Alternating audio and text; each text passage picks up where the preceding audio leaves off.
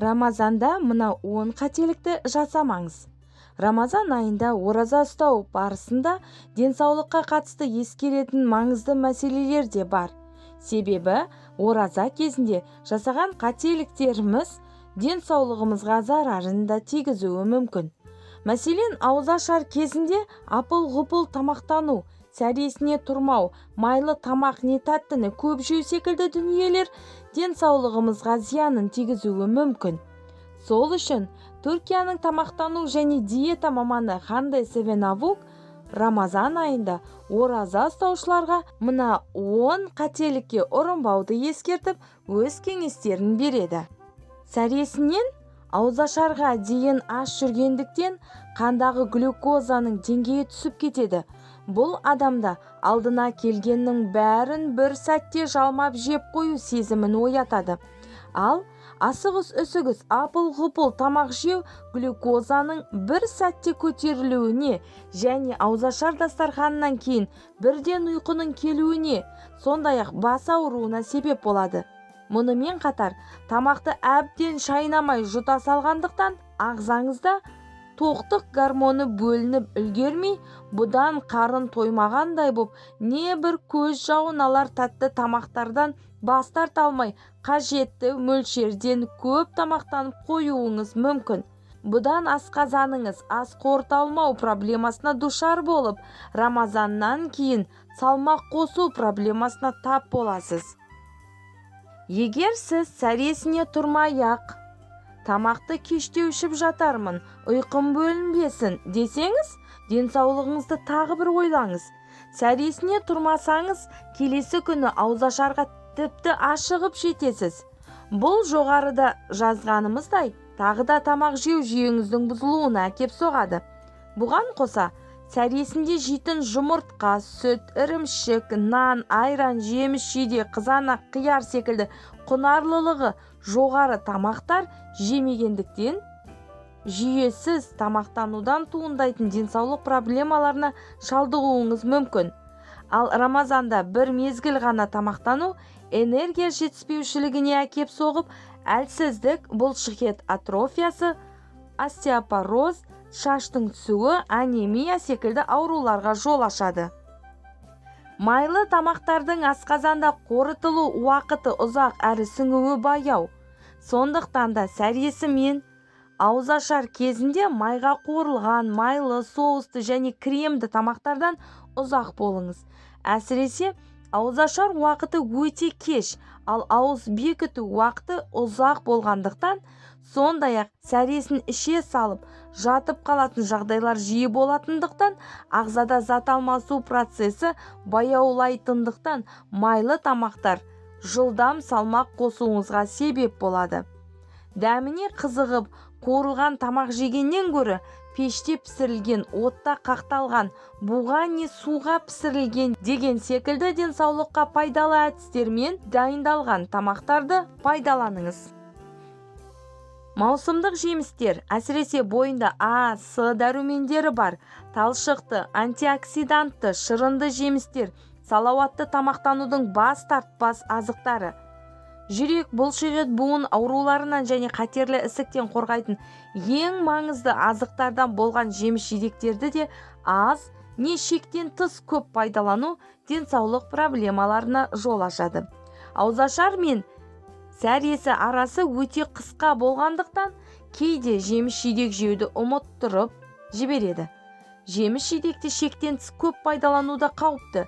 Сондықтан да Рамазанда 2-3 порция ғана жеміс-жидек жеңіз. Әйтпесе, әсіресе қауын, қарбыз, інжір, жүзім, құрма секілді құрамында қанты бар жеміс-жидектер белдің айналасына май жиналуына себеп болады. Сүт, айран, ірімшік, құрт секілді азықтар сапалы протеин, кальций, фосфор, мырыш секілді минералдар мен В6, В12 секілді маңызды дәрумендердің қайнар көзі. Сүт және сүт өнімдерінің құнарлылығы жағынан айран пробиотиктерге бай. Рамазан айында жүйелі түрде пайдаланылған жағдайда іш желденуі, ас қорытпаушылық, іш қату секілді ас сіңіру проблемаларына жақсы әсер етуімен қатар, бойға қуат беріп, ауруларға қарсы қорғаныс қызметін жақсартады. Сонымен қатар, қажетті сұйықтықтың орнын толтыруды да қамтамасыз етеді. Сәресі мен ауызашарда не жеңіл желпі ас ретінде күніне 2 стакан сүт не айран секілді сүт өнімдерін пайдалану керек. Сүт өнімдерін пайдалануды азайту бұлшықет атрофиясы, остеопороз, ас қорытпау секілді проблемаларға жол ашуы мүмкін. Адам ағзасының орташа 60% құраған суды жаздың ыстық күндерінде терлеу арқылы жоғалтамыз. Рамазан айында жеткілікті мөлшерде су ішпеу, әсіресе іш жүрмеу секілді ас қорыту проблемаларына, әлсіздік, бас ауруы, концентрацияның бұзылуы, бұлшықет спазмы секілді денсаулығымыздың маңызды құндылықтарының бұзылуына себеп болуы мүмкін.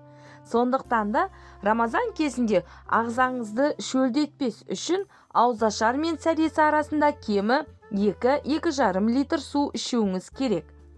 Егер су ішуді ұнатпасаңыз, айран, қантсыз компот, өсімдік шайларын, минералды су секілді суға баламас сұйықтықтар ішіңіз. Иісі мұрныңды жаратын небір самсалар Рамазан дастарханының сән екені жасырын емес. Етті, ірімшікті самсалардың біреуінің өзі жоғары калориялы азық болып табылады.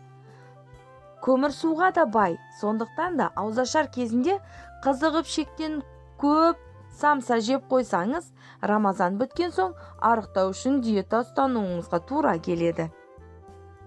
Шәрбат қосылған десерттер диабет қантымен дайындалған десе де, ұн мен майдан ақ тәттіге бай болады.